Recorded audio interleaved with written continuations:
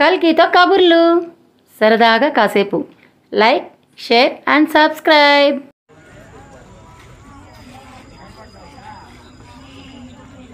నా పేరు గయానంద్. నేను జన విజ్ఞాన వేదిక. ఈరోజు జన విజ్ఞాన వేదిక ఆధ్వర్యంలో సంపూర్ణ చంద్రగ్రహణాన్ని అందరికి కూడా టెలిస్కోప్ ద్వారా వీక్షింపజేసే అవకాశం ఈరోజు జన విజ్ఞాన వేదిక ఉంటుంది. ఎందుకంటే ఈ చంద్రగ్రహణం, సంపూర్ణ చంద్రగ్రహణం అనేది ఒక రకమైన కాస్మిక్ లైట్ షో అనొచ్చు అనమాట. అంటే లైట్ షో అని చెప్పి మనం పోతుంటాం కదా, ఇంతకు మించిన లైట్ షో ఇంకోటి ఉండదు. అది చంద్రగ్రహణం అనేది.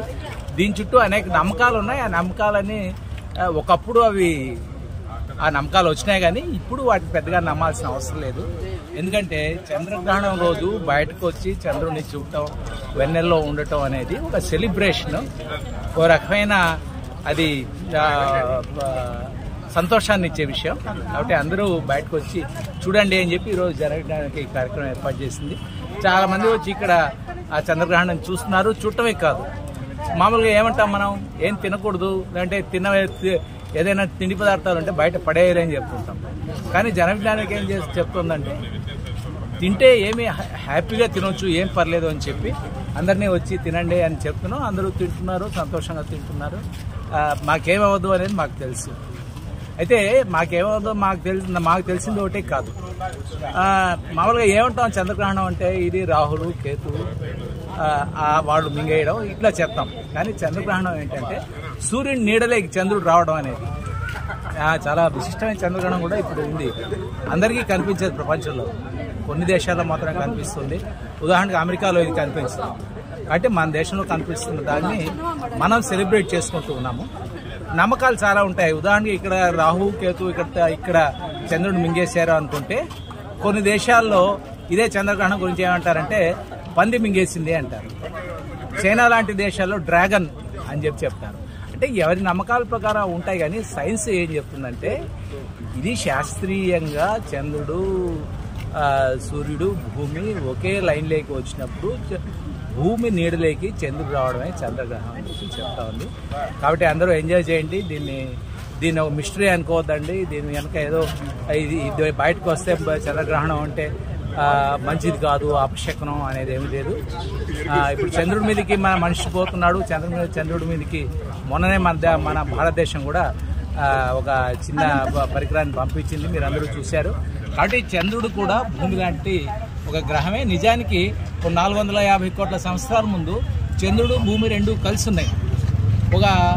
ఒక గ్రహం, థియా అనే ఒక గ్రహం వచ్చి అది భూమిని ఢీకొన్నప్పుడు ఈ భూమి థియా నుంచి చాలా పదార్థం బయటకి వెదజల్లబడింది. ఆ వెదజల్లబడిన పదార్థం అంతా కన్సాలిడేట్ అయ్యి చంద్రుడిగా మారింది. అంటే భూమిలో ఒక భాగమే చంద్రుడు కూడా. కాబట్టి సైన్స్ని తెలుసుకోండి, సైన్స్ని ఎంజాయ్ చేయండి, సైన్స్ ప్రకారం నడుచుకోండి. Thank you sir. వాళ్ళని జాగ్రత్త చేసేదానికి కూడా ఉపయోగపడుతుంది. ముఖ్యంగా ఏంటంటే సైన్స్ గురించి ప్రచారం చేస్తుంటాము. కాబట్టి కూడా మాకు కలిసి వస్తారని చెప్పి. నా పేరు రెడ్డప్ప. నేను తిరుపతి జిల్లా జన విజ్ఞాన వేదిక జిల్లా ప్రధాన కార్యదర్శిని. ఈ చంద్రగ్రహణం పురస్కరించుకొని మేము టెలిస్కోప్ ద్వారా అట్లాగనే ప్రత్యక్ష ప్రసారం ఇందిరా మైదానంలో ఏర్పాట్లు చేసినాము. ఈ ఆకాశంలో సంభవించి ఈ అద్భుతమైన అవకాశాన్ని తిరుపతి ప్రజలకు చూపిస్తున్నాము. ఇలాంటి కార్యక్రమాలు మరిన్ని కూడా ముందుకు తీసుకెళ్తాము. ప్రజల సహకారం మాకుంటే మేము ముందు మరిన్ని కార్యక్రమాలు, సైన్స్ను ప్రోత్సహించడానికి, పిల్లల్లో సైన్స్ పట్ల ఆసక్తి పెంచడానికి రకరకాల కార్యక్రమాలు కూడా జన విజ్ఞాన వేదిక చేస్తుంది. ఆ క్రమంలో ఇది కూడా చేశాము. ఇది పుర ప్రజలు ఇది ఉపయోగించవలసిందిగా కోరుతున్నాము. ఇంకా ఈ రోజే కాకుండా ఇంకా 2 రోజులు కూడా ఉంటుంది. టెలిస్కోప్ ద్వారా చంద్రుడిని వీక్షించే అవకాశం. టైమింగ్ సార్ సాయంత్రము 7 నుంచి రాత్రి 11 వరకు కూడా మేము అందుబాటులో ఉంటాము. కాబట్టి ఈ అవకాశాన్ని ఉపయోగించుకోవాల్సిందిగా మేము విజ్ఞప్తి చేస్తున్నాం. Thank you sir. Good evening sir. ఇది మా ఫస్ట్ టైం విజిట్. ఇది లూనార్ ఎక్లిప్స్ చూడడం బాగా సంతోషంగా ఉంది. Special thanks to Jana Vignana వేదిక. ఇలాంటి ప్రోగ్రామ్స్ మళ్ళీ చేయాలని, చాలా చోట్ల చేయాలని కోరుకుంటున్నాం. Thank you. Firstly Jana Vignana వేదిక వచ్చి కృతజ్ఞతలు. తిరుపతి ప్రజలకి ఎడ్యుకేట్ చేయడానికి చాలా ట్రై చేస్తుంది. చాలామంది చాలా ఎడ్యుకేట్ చేస్తారు. శక్తి మిస్ అవ్వడం వల్ల ఏర్పడతాయి అనమాట. చిన్న ఉన్నాయి, 1 కిలోమీటర్ పైన ఉంటాయి, 50-60 కిలోమీటర్లు ఉంటాయి. అయినా ఎవరైనా భోజనం చేసేటువంటి కొద్దిగా తినండి లైట్గా. బయటకు వచ్చాయండి. ఉంది అనుభూతి ఎట్లా ఉంది? కొత్తగా బాగుందా? ఇంతకుముందు ఇప్పుడు చూసారు ఇట్లాగా? Okay, thank you. ఇక్కడంతా కూడా చూడండి, చాలామంది బైనాక్యులర్లు తెచ్చుకొని వీక్షిస్తున్నారు. ఇక్కడ వాళ్ళకి టెలిస్కోప్ పెట్టింది కాకుండా ఇక్కడ ఈ గ్రౌండ్లోకి చాలామంది పిల్లలు, పెద్దలు, మహిళలు అందరూ కూడా ఇచ్చేసి బైనాక్యులర్లో కూడా చూస్తున్నారు.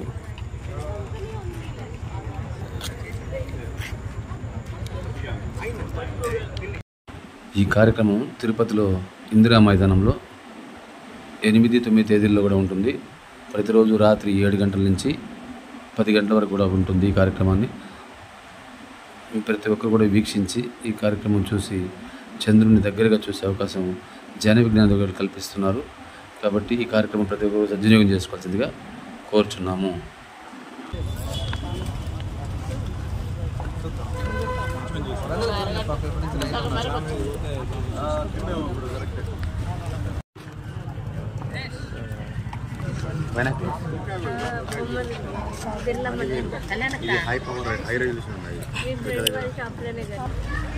మామూలుగా అయితే గ్రహణం టైంలో తినకూడదు ఇన్ని మూఢనమ్మకాలు చెప్తుంటారు కదా. ఇక్కడైతే చూడండి, లక్షణంగా గ్రహణాన్ని చూసి ఎంజాయ్ చేస్తూ జన విజ్ఞాన వేదిక వాళ్ళు అందరికీ అవేర్నెస్ కల్పిస్తున్నారు. బాగా ఇక్కడ భోజనాలు కూడా చేస్తున్నారు. చూడండి ఒకసారి చక్కగా హ్యాపీగా. అసలు ఇవన్నీ మూఢనమ్మకాలు పోగొట్టుకోవాలి, దీంతోనే ఇవన్నీ కూడా ఏర్పాటు చేశారు వీళ్ళు ఇక్కడ.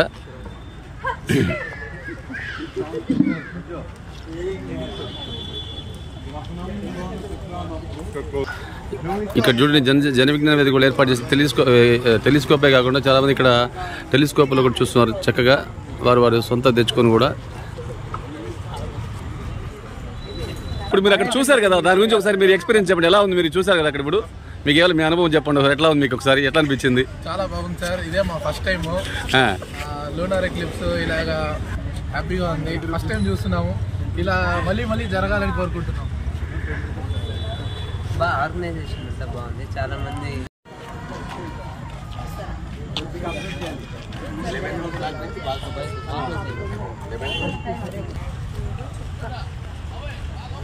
ఇప్పటికే గ్రహణం స్టార్ట్ అయింది చూడండి. హాఫ్ వర్క్ మూన్ కనబడుతూ ఉంది. ఇక్కడంతా కూడా పుర ప్రజలు లైన్లో నిలబడి ఓపిక్గా చూస్తున్నారు. ప్రతి ఒక్కరు కూడా టెలిస్కోప్లో చూస్తున్నారు. ప్రతి ఒక్కరు కూడా చూస్తున్నారు.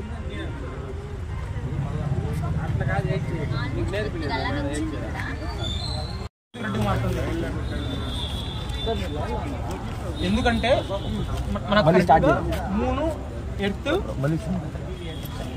ఒకసారి చూడండి పైన ఎందుకు రెడ్గా మారుతుంది చూడండి. మూను ఇంతసేపు వైట్గా ఉంది కదా, ఇప్పుడు రెడ్గా మారుతుంది. ఎందుకు సడన్గా ఎందుకు అయింది రెడ్గా? బ్లడ్ మూన్ అని పేరు పెట్టారు కదా భయంకరంగా, బ్లడ్ మూన్ అనేసి. ఎందుకు అవుతుందంటే ఇప్పుడు మూను ఎర్త్ కరెక్ట్గా ఆపోజిట్గా సన్ ఉందండి. 3 స్ట్రైట్ లైన్లోకి వచ్చాయి. మీరు చిన్నప్పుడు మీరు చదివే ఉంటారు స్కాటరింగ్ ఆఫ్ లైట్ అనేసి. ఒక ప్రిజం పెడతాము, లైట్ పాస్ చేస్తాము, విబ్జియర్ లాగా 7 రంగులు అవుతాయి. బి అంటే వైలెట్, ఐ అంటే ఇండిగో, అట్లా ఉంటాయి కదా. B blue, G green, yellow, orange, red. ఎందుకు రెడ్ లాస్ట్లో వస్తుంది? ఎప్పుడో సరే అంటే రోజు ఎప్పుడు చేసినా కూడా అదే ప్యాటర్న్ ఎందుకుంటుంది? మామూలు ప్యాటర్న్స్ మారచ్చు కదా. సో ప్యాటర్న్స్ ఎందుకు మారవంటే వేవ్ లెంత్ అనమాట. లైట్కి కూడా ఒక వేవ్ లెంత్ ఉంటుంది. సో రెడ్కి ఎక్కువ వేవ్ లెంత్ ఉంటుంది బేసిక్గా. సన్ యాక్చువల్గా చూస్తే వైట్ కలర్లోనే ఉంటుంది. సన్ మనకి దూరంగా ఉంది కాబట్టి ఎక్కువ పాస్ అవుతుంది, అంటే రెడ్ కలర్లో కనిపిస్తాం. ఇది కూడా అంతే అండి. ఇప్పుడు ఎత్తులోంచి సన్ లైట్ రేస్ పాస్ అవుతున్నాయి. ఇప్పుడు మన అట్మాస్ఫియర్ నుంచి పాస్ అవుతున్నాయి కాబట్టి మిగిలిన రేస్ అన్ని ఆగిపోతున్నాయి. మిగిలిన వేవ్ లెంత్ ఉండే కలర్స్ అన్ని ఆగిపోతున్నాయి. రెడ్కి ఎక్కువ వేవ్ లెంత్ ఉంది కాబట్టి అది మాత్రమే పోయి మూన్ మీద పడుతుంది. కాబట్టి దీన్ని బ్లూ మూన్ అన్నారు. ఈ ఎర్త్ అట్మాస్ఫియర్ నుంచి పోకోకుండా ఉంటే రెడ్ మూన్ అని పేరు పెట్టారు. సో ఇప్పుడు ఎర్త్ అట్మాస్ఫియర్ నుంచి లైట్ పిల్లకోకుండా అంటే మనకు కలర్ అవుతుంది. కాసేపు మనకి ఇప్పుడు చంద్రగ్రహణం తర్వాత వెళ్తే అవి ఉన్న వైట్కి వచ్చేస్తాయి. సో అది రీజన్ రెడ్ కింద అంటే